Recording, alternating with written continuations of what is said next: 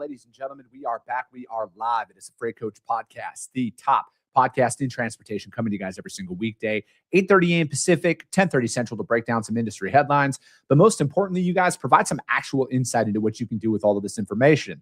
This is your first time tuning in. Welcome. This is the real side of freight, ladies and gentlemen. And I do say that before every single show. And what I mean by that is I only speak with transportation professionals, because at the end of the day, I want to talk to the right individuals who have done what you're looking to do or who are currently doing what you're trying to achieve, so you can take that information, apply it, utilize it, and see a meaningful difference in your business and your life. Happy Wednesday, everybody. I got a very special guest. I'm going to bring him up here in just a minute. But before we do that and talk about everything that happened on Blitz Week from a data perspective and what a lot of that meant, we're going to be doing our weekly segment This Week in Freight, powered by my friends over at DAT. We're breaking down reefer lane today, you guys. And as always, if you want your lane broken down on the show, I just need you to email my team, podcast@thefreightcoach.com. I need a pickup city, delivery city, and trailer type. All I'm doing is helping you guys pick out the anomalies that I see. And when I go out there and actually quote my customers, what I look for to bring them the most consistent price out there. So today's lane is we're going back to Texas. Texas is a very, very popular area right now for people needing help on. And this one is Laredo, Texas to Newark, New Jersey for a reefer. Texas was an interesting area for us these last couple of weeks. Now, granted, it was within flatbed, but as we've broke this lane down, because we were in South Texas a couple weeks back, we were in McAllen breaking down another one of those lanes. And, you know, as you see here, you guys, no matter what, the first thing I always look at is miles. All right. We're at 2,000 miles. This is a great Thursday to Monday or a Friday to Monday run. But it's, what you're seeing here is the price, the spike and everything. And this is a lot better than I thought it was going to be when I saw that this was the lane that we were going to be breaking down, because in this area last week in particular, I was seeing stuff up for like $15,000, $17,000 for reefers coming out of South Texas. And the fact that the average that we see right now at about 8,300, it's a little bit lighter than I thought we were going to see overall. But again, I want you guys to pay attention to the fact that these rates that we're seeing right now don't really align seasonally. This was the first kind of Blitz week of tightening capacity that we've seen in quite some time. As I've said, you guys, there's 100% confidence on my part that this is going to go through Memorial Week, this week and next week. I wouldn't be surprised if we see elevated prices through the 4th of July at minimum. Now, I could be wrong with this one, but these are the conversations we need to be having with your customers. I reach out to my customers on a bi-weekly basis at minimum to let them know what's going on in the market, especially right now, because there's a lot of stuff coming down the pipeline. There's a lot of stuff in media and social media about our industry, and they want to know, how is this going to affect our rates? How is this going to affect our capacity? Because at the end of the day, we got to move the freight here. And I'm never going to say the rate is second, but right now, more often than not, you guys, when there is a dip in capacity, specifically within South Texas, South Arizona, and on those border cities out there, you guys, due to immigration enforcement and everything else, you know, we need to be coaching up our customers on the fact of like, hey, I know you want to ship this on a Tuesday, but I have a truck for you guys on a Wednesday. Here's the price. We need to lock that in. We have to kind of deliver that sense of urgency, because no matter what, our customers still need the trucks to pick up, right? I think we very much well established that one out there. So it's like, as you're going and pricing any of this freight, we have to be cautious, because the rate that you quote today might not get it done on Thursday, might not get it done on Friday. We've had a couple of lanes here recently where we pretty confidently quoted out some of it, and all of our margin got ate up by the day it picked up, because things are shifting that quick right now. And no matter what, my thing is service first. I will break even. I will lose a little, I'll lose money to service my customer. But it's like, we see these spikes. All right. We know what caused these spikes. We need to be having these conversations with our customers about the importance of this, and then leveraging our core carrier base to place that capacity back in their market. So if this is your lane, if you're doing Laredo to Newark right now and you got a carrier who's doing it, say whatever it is that they're locking it in for. Ask them, when are you back down in Laredo? Do you have any other trucks down in Laredo? Is there any other lane you'll go up into the Northeast? Is it just New Jersey? Will you go to Philly, Pittsburgh, Richmond, upstate New York, whatever that looks like, you got to take that capacity and lock that in and present that down there to your customers, because rates are probably going to be elevated here. Like I've said, you guys, I wouldn't be surprised if it lasts through the 4th of July, but this is how I'm personally reading what's going on right now, because it's very tough to say this lane has stabilized or it might start dipping down. I think it's way too early in the game to be speaking with that much confidence. I know there's a lot of data out there, but I think it's safe to say the way you have to work these market swings, you guys, is when you have these carriers out there that are running these lanes, lock in that capacity, find out when they're going to be back, present those prices to your customers, and then start working back channel capacity out there. But that lane, you guys, it's Laredo to Newark. I wouldn't be surprised if it continues to stay elevated, if not rise a little bit further through the 4th of July. But that is it for this week in freight, powered by my friends over at DAT for the reefers. You guys, we're going to be doing flatbeds out there. As you know, if you want that lane broken down, hit me up, podcast@thefreightcoach.com. But let's break down DOT Blitz Week and what happened out there and all the data that's going on. I got my man Adam Wingfield back on the show to break everything down. Adam, thank you so much for your time today, man. Hey, man, thanks for having me on here, man. It's good to see you again. Long time. It is. It's been a while. And, I read all the articles that you put out about this stuff, and I've been following it specifically within Blitz Week. And when you and I were texting about that last week, it was like, dude, it's wild. It's wild what we saw out there, how it actually affected certain markets, and, kind of like what a lot of that means. So what was one of the biggest pieces of data that you saw that you were like, damn, how did we get here? Well, one of the things that people have to remember also is that the final analysis probably won't be dropped out until the end of the year, but we got the ability to see some real-time stuff, thanks to modern technology. And, Garrett over at Search Carriers has really created a great, kind of real-time tool. But one of the things that, obviously that really stood out to me that I was surprised, but I wasn't surprised, was the amount of ELD violations, because obviously ELD was probably part of the focus.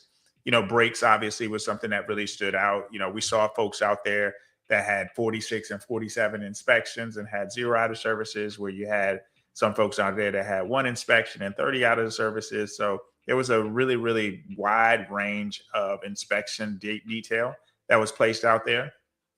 But one thing that I always say, Chris, is that to me, man, one of the most wildest parts of it is that obviously that you'll have the argument where say, hey, you know what? They're always going to find something. DOT's out there to find something. But, when you have an open book test that's given to you and this far in advance with that type of information that's provided to you, you wouldn't think that safety would have gotten worse. And it actually gotten worse. We had a 31% out of service rate as it comes down to it when it came down to carriers within the actual within the actual Blitz week, which is really pretty alarming. It was pretty alarming. Yeah, it's, dude.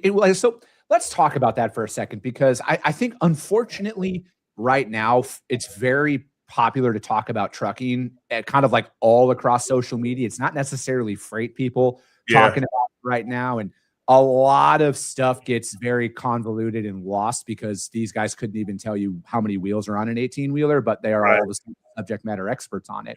Right. When you say out of service, can you define what that actually means? Is it a fine and they're placed out for 24 hours, or is it a complete shutdown? They got to have somebody come in and recover that load.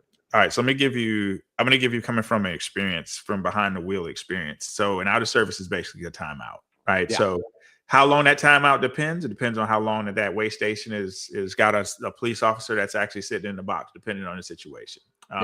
It depends on also the violation, right? If it's an hours of service violation. So if it's say, hey, you know what, you need to take a 10-hour break. So your out of service is 10 hours long.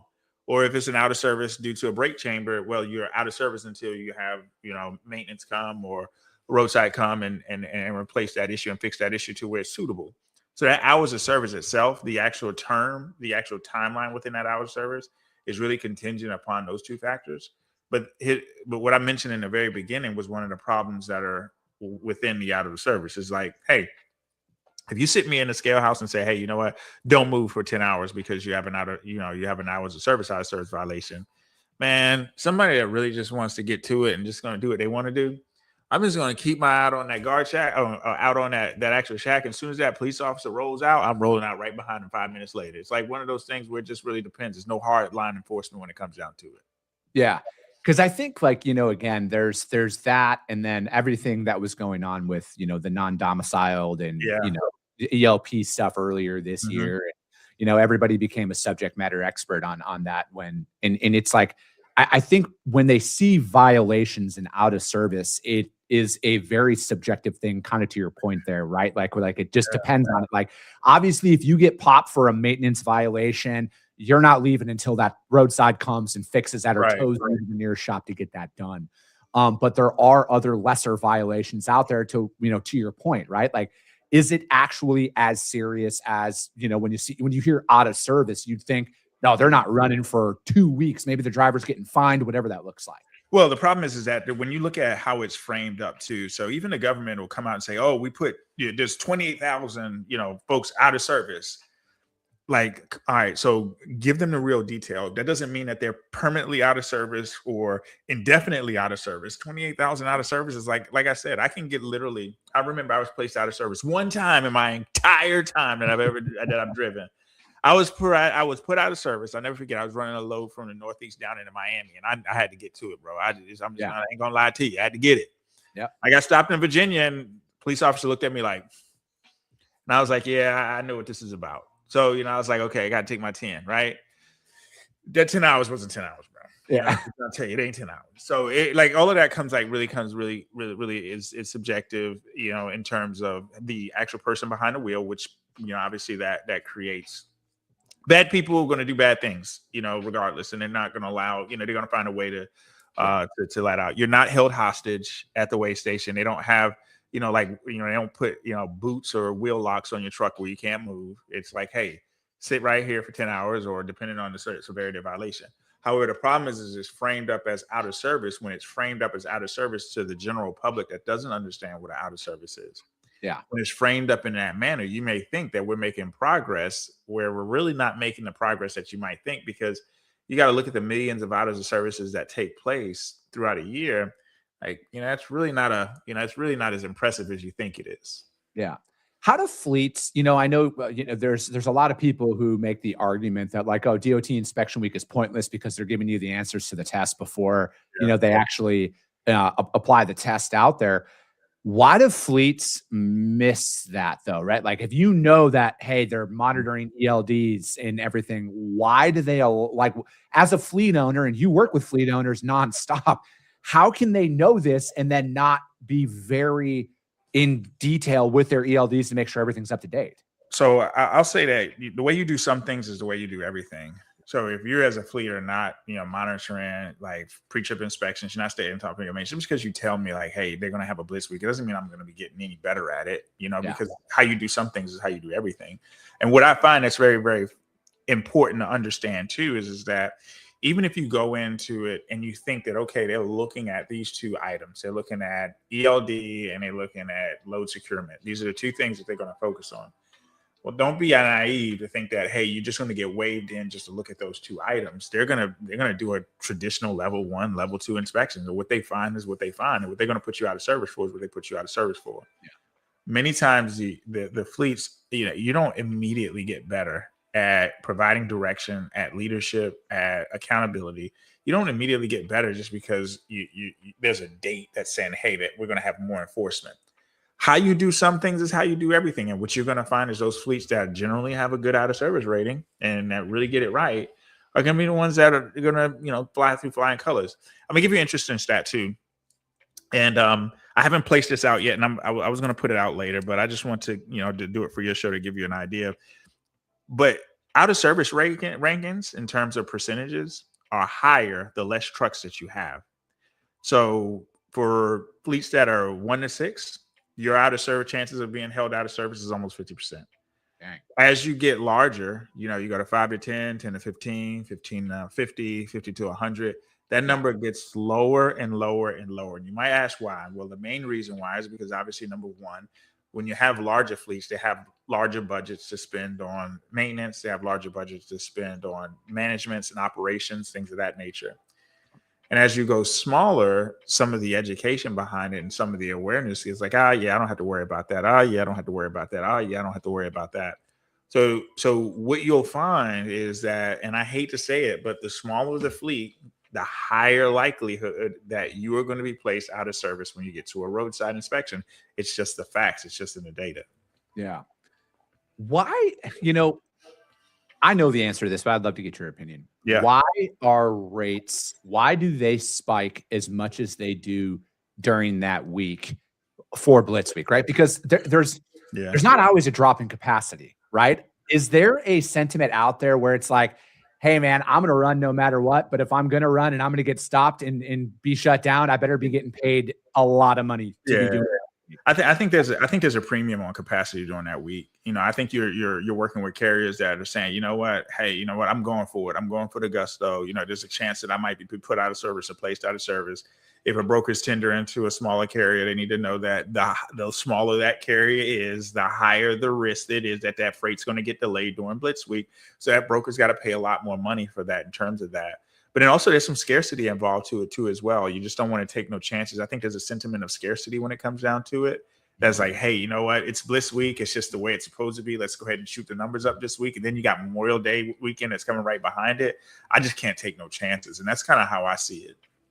Yeah, it's, I look at it is my sentiment has always been this, Adam, the market's the market, right? Like the free market will perform the way that the free market does. There's not, and it's like, if I got people coming in and asking for more money or whatever, like it is what it is, right? I don't take offense to that. I don't get pissed off if somebody does that, but I'm also sitting here like thinking, because, again, I report on this stuff every single week, and just because the revenue's going up doesn't necessarily mean the profit's going up, and doesn't necessarily mean this is a good thing for small carriers. Now, I'm not saying higher rates is bad. Okay. That's not what I'm getting at all.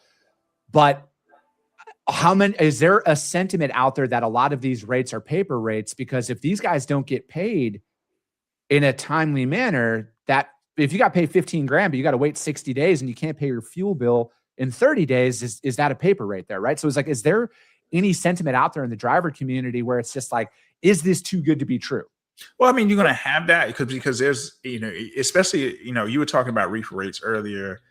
Some of those rates, there are some bots that are posting loads on a load board that kind of like, yeah, this can't be, man, this is 15,000, 16,000. There's got to be something to it. So there's always that, I don't know about that factor when you've been beaten down for 4 years. Yeah. When you've been in a market that's been beating you up for the last, you're talking about almost 1,300, 1,400 days. Yeah. Like, yeah, you're going to have to really show me a little bit more consistency than the first 4 months of the year to make me believe what you're showing me on a load board. Mm-hmm. And then you got to think about that, and then you see the fact that, okay, you know what? There's operators, there are some operators that don't know how to calculate fuel, right? So they don't know how to calculate fuel in terms of, how do I need to negotiate fuel with you at $5.60 a mile versus $3.60 a mile? There's a difference on how I have those conversations. The thing about that is that you have to really, really understand that if you don't know how to use those calculations to your advantage, you got some that think that, okay, fuel's at almost $6 a gallon. People think it's a bad thing. Well, it's a bad thing if you're not, running your FSC right. If you don't have an FSC program, or if you're not tendering FSC, because, the higher the fuel is, the more you're going to get on FSC.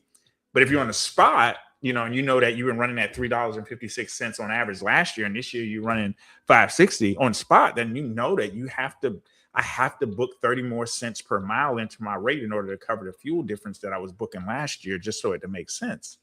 So if you don't do these things and you're not considering these things when you're going through those conversations, yeah, absolutely, it's going to look like paperweight to you.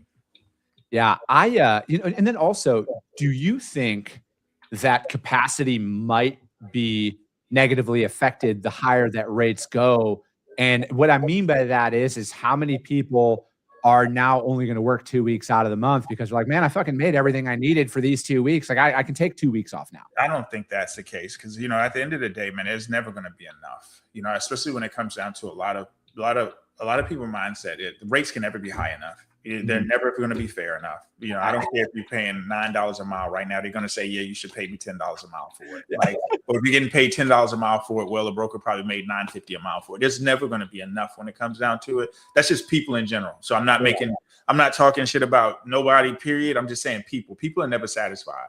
That's the reason why inflation is the way it is. That's the reason why it's just because people in general, we as American people are never satisfied. So no matter how high rates are, it's not going to be good enough, unless there's a unless the government gets involved and say, hey, we want to set a cap here or whatever, and that's a totally different story. But I just don't believe that we'll ever see equilibrium when it comes to say, okay, yeah, that's fair.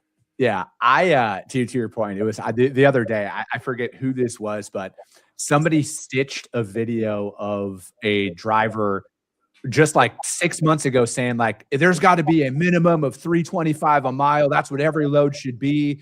And then now they put out another, there's got to be a minimum of 550 a mile. And then somebody stitched that. They're like, how did it change? Right. Yeah. And to your point, dude, it is. It's just like, what is that number where, because as much like when rates are down, and rates haven't been high enough yet for I think a lot of people to actually accept like, hey, this is the way things are going to be moving forward. But it's like the second that people sit here and say we need a cap or a minimum, you don't want that at all. The last thing you want is the government coming in and saying, Adam, you cannot make anything more than 275 a mile on all your miles moving forward. That is it. And that's the last thing people want. They think they do in the moment when they're making 225 on a load or whatever that is.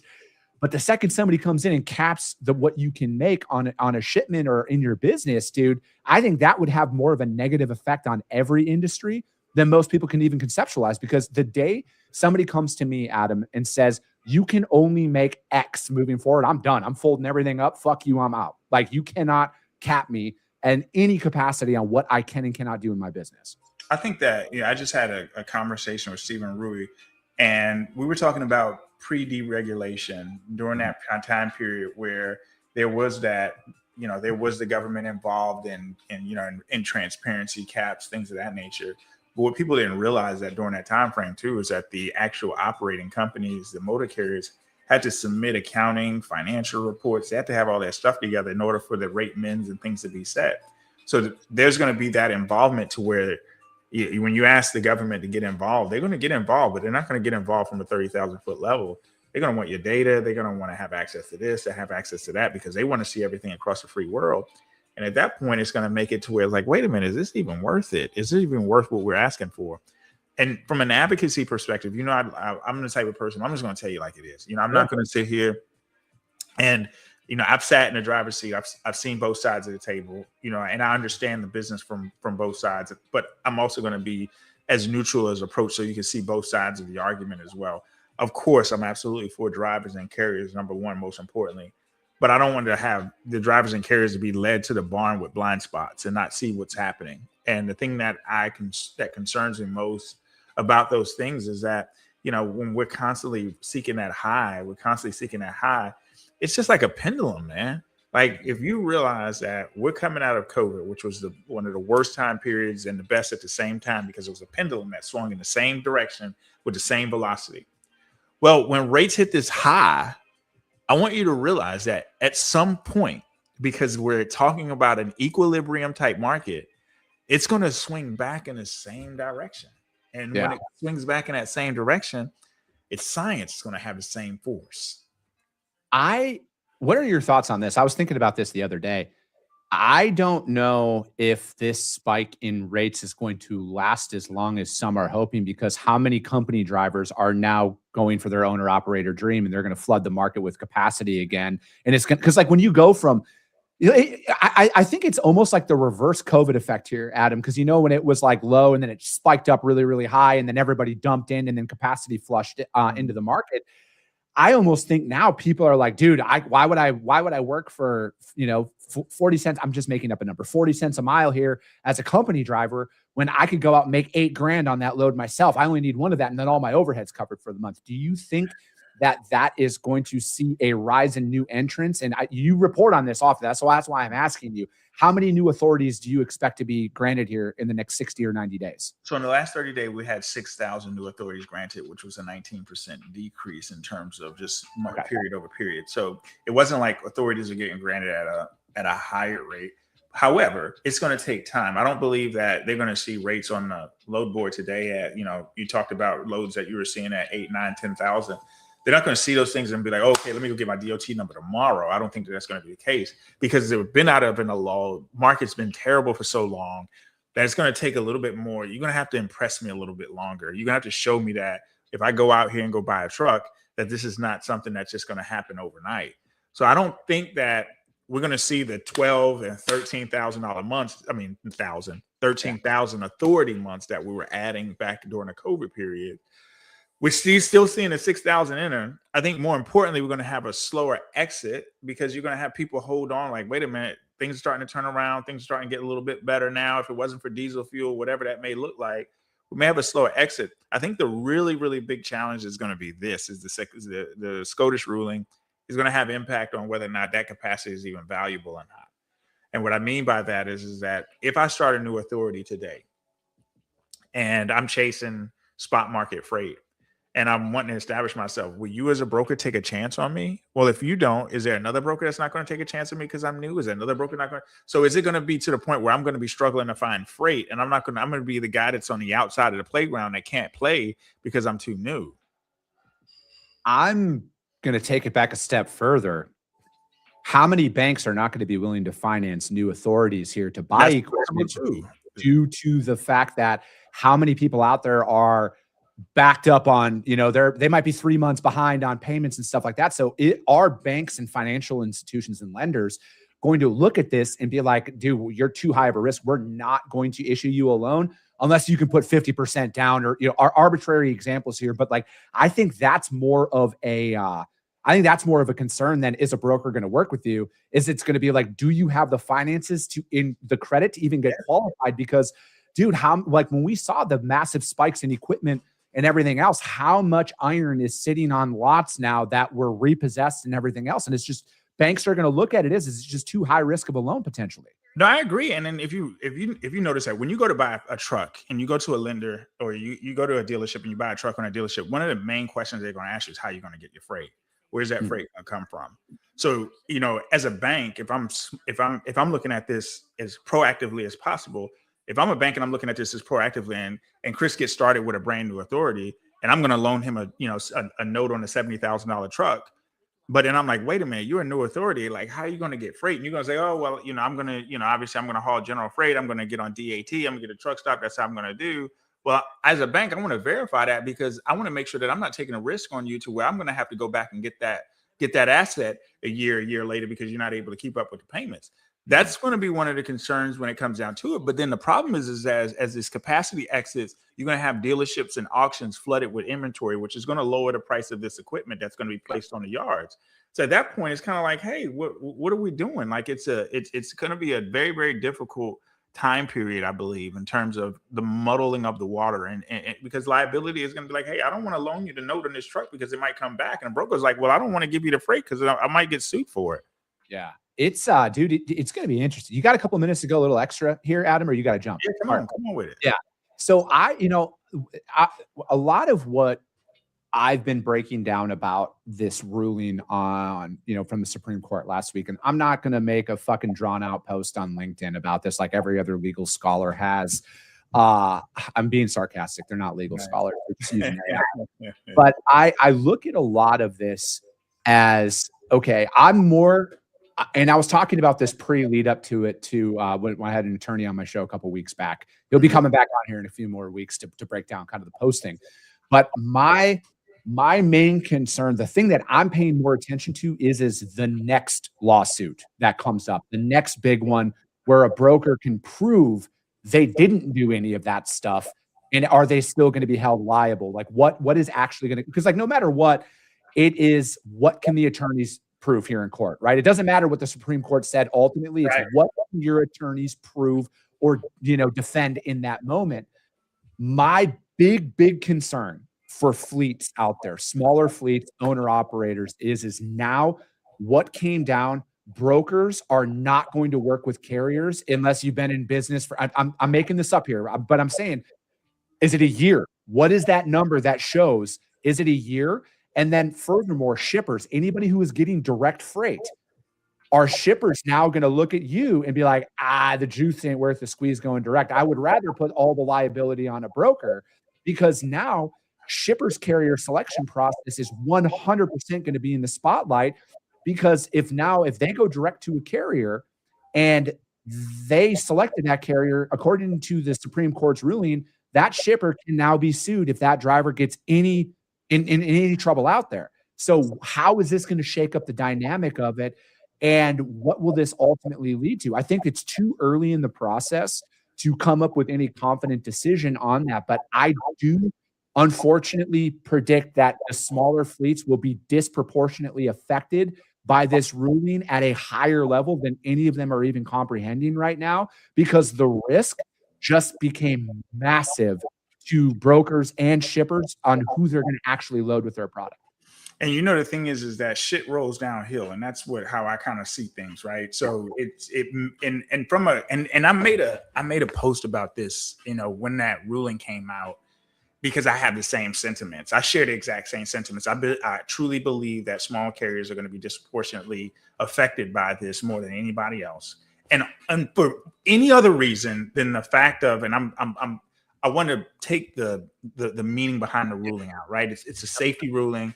It needs to happen. But from a selection process and knowing how brokers think and being in rooms with brokers and being in the rooms with shippers and understanding how they feel in terms of taking on that liability, Chris, why in the hell would I even want to work with you if you got a conditional safety rating?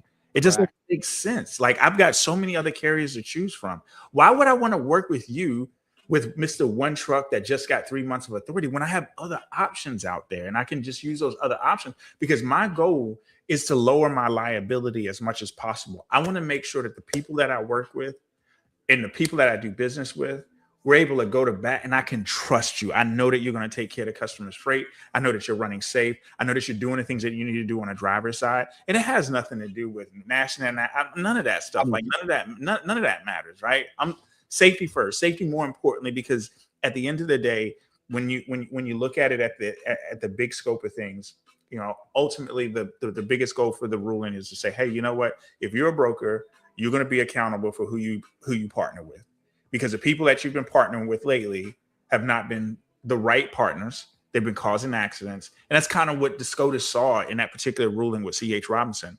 C.H. Robinson works with small carriers. C.H. Robinson is one of the largest brokers, if not the largest broker in North America, right? What if C.H. Robinson starts squeezing and say, you know what? We can't do this anymore. Mm-hmm.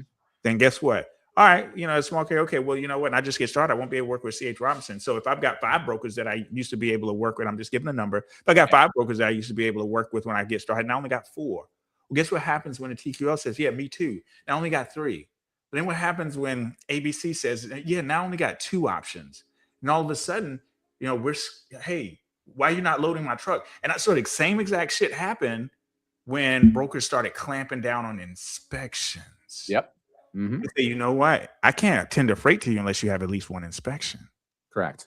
And you remember that, right? Oh, it was a squeeze. Yeah. It was a squeeze, and it wasn't even SCOTUS. Yeah. It was just like, hey, I'm just covering my ass as much as possible. But it wasn't one of those things where, you know what, you can be financially held liable, and the limits of those liability in terms of what that cash value of that liability, you don't know. Yep.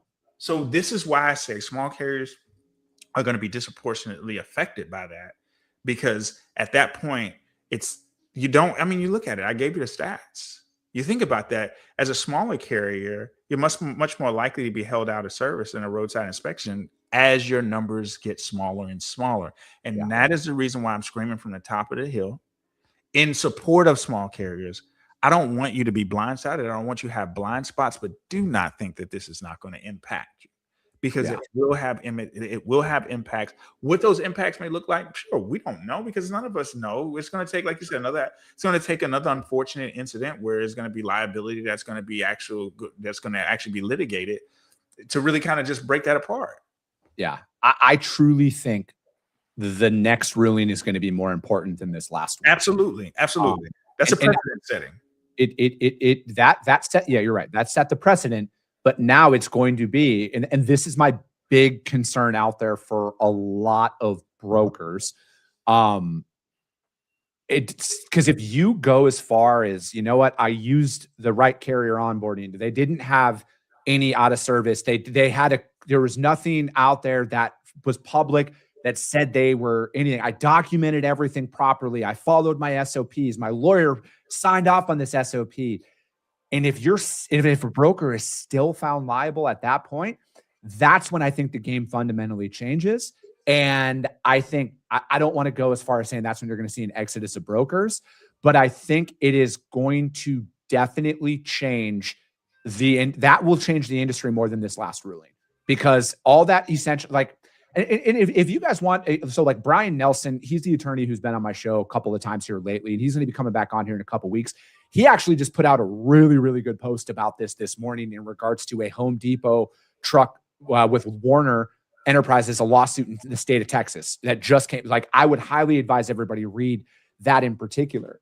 But I think that's going to be the thing, right? Like, I think everybody can agree we want safer roads, safety first and everything. But if it's what is that line that, hey, the broker adequately covered all their bases here and unfortunately still something happened? That line hasn't been set yet, unfortunately. I think it's actually more muddy now than it is in any other thing, right? Because it's like, I don't know, man. There's a lot to be seen. I think that I'm not going to sit here and be like, oh, I'm in massive support. I'm not in support of this at all, because I think it causes more chaos for what, like, it seems like you and I are aligned on it, for the smaller fleets. And if the largest brokers out there are now going to be like, yeah, dude, I know we used to work with you after 30 days. We can't touch you until you've been in business for a year. And if you're looking at the overall market share that some of these larger providers actually control, I'm not saying that drivers won't be able to find a broker who will work with them, but do they have the financial runway in place to pay all their bills while they're waiting? You know, I saw something interesting. Pam Polyak, she actually posted that she received whether it was a communication or something, where another broker was asking for the last 30 days of drug test results for a particular carrier in order to do business with them. So here's the thing, like, there's so much cloud that's hovering around this, that you don't know at what level, because as an attorney, I'm going to eat up your vetting processes regardless. You're going to say your system, well, I'm going to eat your system alive. I'm going to dig so deep into that system that you're using and the subjectivity of the system you're using. And then eventually you're going to have these vetting companies that's going to be sequestered in these type of litigations. It's going to be so much mud in that water, because it's always going to be like, hey, I'm going to get to the bottom, and I'm going to prove that you as a broker didn't do all of your due diligence. And you as a broker will not know what that bottom line of due diligence is. Even if you say, hey, I've done everything that I can possibly do, there's always going to be more. There's always going to be more that you could have done. Just like as a driver, there's always more money that I could make on the load. So there's subjectivity that's going to take place. And I think that that's going to be a precedent that's going to be set from the very first ruling that's coming after SCOTUS. So that very first case that gets litigated, becomes public, that's going to set a different precedence, because then it's going to say, you know what, that's going to remind you of the what was that, McDonald's and the hot coffee spill back in. Oh yeah.